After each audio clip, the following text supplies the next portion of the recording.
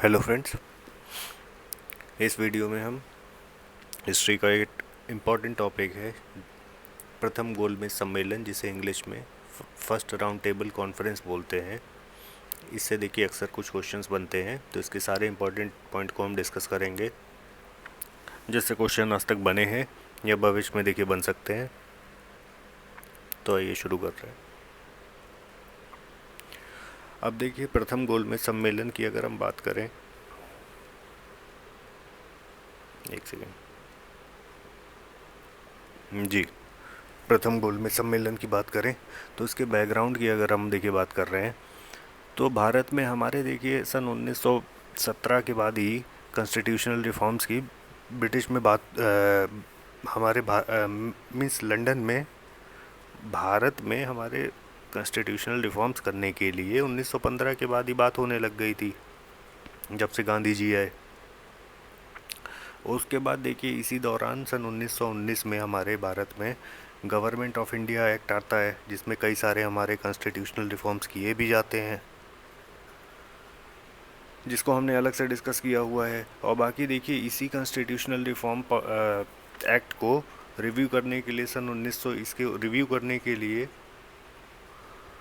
1928 में Simon commission आता है, जो अपनी रिपोर्ट 1930 में देता है। अब देखिए कॉन्स्टिट्यूशनल रिफॉर्म्स के लिए ये काम यहाँ पर चल रहा होता है, और पैरेलली क्या हो रहा होता है कि जिन्ना साहब जाते हैं, लॉर्ड इरविन जो उस समय यहाँ के वाइसरॉय होते हैं, उनसे मिलते हैं और कहते हैं कि ये जो कॉन्स्टिट्यूशनल रिफॉर्म्स की बात हो रही है और इनकी जो मीटिंग्स हो रही हैं, इनमें हमें भी बुलाइए। मीन्स हमें नहीं, हमें ना बुलाइए, हम इंडियंस को भी अलाउ करिए कि हम आएँ और इसमें पार्टिसिपेट करें। तो इसी चीज़ के लिए देखिए हमारे आगे डेट की तो बात नहीं लिखी है,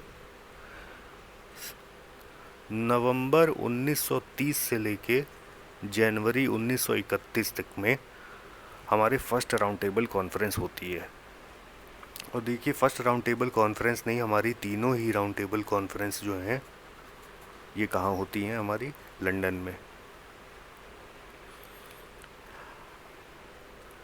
अब देखिए फर्स्ट राउंड टेबल कॉन्फ्रेंस के कुछ और पॉइंट की बात करें तो इसकी चेयरमैनशिप जो है, इसको जो चेयर कर रहे होते हैं, इसके जो चेयरमैन होते हैं वो होते हैं उस समय के जो लंदन के प्राइम मिनिस्टर होते हैं, रामसे मैकडोनाल्ड। तो रामसे मैकडोनाल्ड का काम क्या होता है? Chairmanship of first round table conference. और इसी फर्स्ट राउंड टेबल कॉन्फ्रेंस की इनॉग्रेशन कौन करता है? जो ब्रिटिश के जो किंग होते हैं, और उस समय के किंग कौन होते हैं? जॉर्ज पंचम। अब देखिए ये हमने बात कर ली कि फर्स्ट राउंड टेबल कॉन्फ्रेंस, देखिए इसमें से हमारी बात ये पूछी जाती है कि कब से कब तक हुई थी।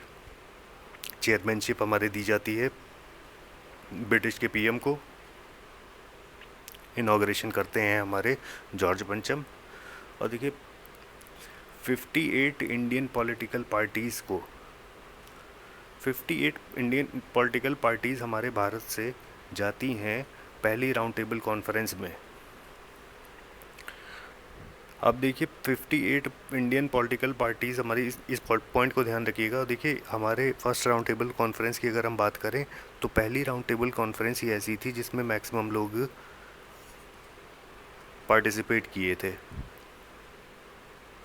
बाकी का हम अलग डिस्कस करेंगे। और देखिए पहले राउंड टेबल कॉन्फ्रेंस में हमने बात कर ली कि 58 इंडियन पॉलिटिकल पार्टीज़ ने पार्टिसिपेट किया।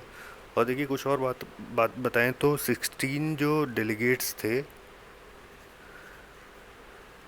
16 डेलीगेट कहाँ से गए थे? हमारे जो प्रिंसली स्टेट्स थे, ठीक।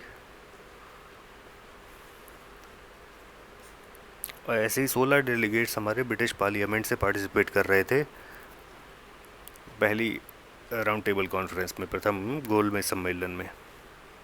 तो 58 इंडियन पॉलिटिकल पार्टीज़। अब मुस्लिम लीग से देखिए कौन कौन गया था। मुस्लिम लीग, देखिए ये पॉइंट बहुत ध्यान रखिएगा कि मुस्लिम लीग ने हमारे पार्टिसिपेट किया। हिंदू महासभा ने पार्टिसिपेट किया। ये सब देखिए क्वेश्चन पूछ लिया जाता है एमसीक्यू में कि किसने पार्टिसिपेट नहीं किया था। तो मुस्लिम लीग ने पार्टिसिपेट किया था, हिंदू महासभा ने पार्टिसिपेट किया, इंडियन लिबरल पार्टी ने पार्टिसिपेट किया। अब देखिए मुस्लिम लीग की अगर हम बात करें तो मुस्लिम लीग को रिप्रेजेंट कौन कर रहा था, तो इनके एक ही थे, मोहम्मद जिन्ना। इनका साथ कौन कौन दे रहा था, आगा खां, जिन्होंने इसको फाउंड किया था, और कौन था, मोहम्मद अली। मोहम्मद देखिए जिन्ना थे, आगा खां थे और मोहम्मद अली थे। ये मोहम्मद अली कौन थे, खिलाफत मूवमेंट वाले थे। हिंदू महासभा के लीडर्स थे। इंडियन लिबरल पार्टी की अगर हम बात करें तो इसको रिप्रेजेंट कौन कर रहा था, इसको रिप्रेजेंट कर रहे थे हमारे इंडियन लिबरल पार्टी को हमारे फर्स्ट राउंड टेबल कॉन्फ्रेंस में तेज बहादुर सप्रू रिप्रेजेंट कर रहे थे। ध्यान रखिएगा ये बात, ठीक। अक्सर ये बात पूछ ली जाती है कि इंडियन लिबरल पार्टी को पहली राउंड टेबल कॉन्फ्रेंस में कौन रिप्रेजेंट कर रहा था, तो तेज बहादुर सप्रू। सिख देखिए पहली हमारी राउंड टेबल कॉन्फ्रेंस में गए थे और अनटचेबल्स को सिख नहीं गए थे, मीन सिख को रिप्रेजेंट कौन कर रहा था, सिख को रिप्रेजेंट कर रहे थे सरदार उज्जवल सिंह। तो ध्यान रखिएगा कि सरदार उज्जवल सिंह किसको रिप्रेजेंट कर रहे थे, जो पहली गोलमेज सम्मेलन में गए थे वो सिख को रिप्रेजेंट कर रहे थे। अनटचेबल्स को हम सभी को पता है कौन रिप्रेजेंट कर रहे थे, डॉक्टर BR अम्बेडकर। देखिए मेन पॉइंट ये है कि हमारी जो इंडियन नेशनल कांग्रेस थी उसने पार्टिसिपेट नहीं किया था।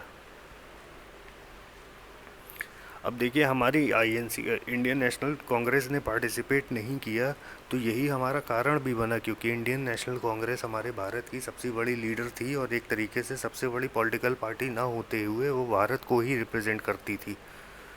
तो इसलिए INC के ना पार्टिसिपेट करने की वजह से ये जो पहला राउंड टेबल कॉन्फ्रेंस था ये हमारा एक तरीके से फेलियर साबित हुआ।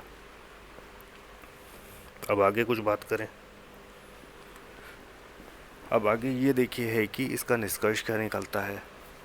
निष्कर्ष ये निकलता है कि एक सेकेंड, अब देखिए यहाँ पे हमने ये बात तो कर ली कि इंडियन नेशनल कांग्रेस ने पार्टिसिपेट नहीं किया। अब इंडियन नेशनल कांग्रेस ने देखिए पार्टिसिपेट क्यों नहीं किया था, तो देखिए कांग्रेस पार्टी ने इसलिए पार्टिसिपेट नहीं किया क्योंकि इनकी 1928 की जो नेहरू रिपोर्ट में जो डिमांड थी ब्रिटिशर्स से, वो डिमांड थी डोमिनियन स्टेटस की, जिसको डिक्लाइन कर दिया था ब्रिटिशर्स ने। और जिसकी देखिए रिस्पॉन्स, ये सब बात अच्छा कहीं पे लिख लेते हैं। 1928 की जो नेहरू रिपोर्ट थी उसमें डोमिनियन स्टेटस की बात करी गई, जिसको डिक्लाइन कर दिया ब्रिटिशर्स ने, जिसके रिस्पॉन्स में INC ने क्या सिविल डिसओबीडियंस मूवमेंट शुरू किया। और देखिए इसका मेन गोल भी हमारा सिविल डिसओबीडियंस मूवमेंट का भारत के लिए डोमिनियन स्टेटस ही अचीव करना था।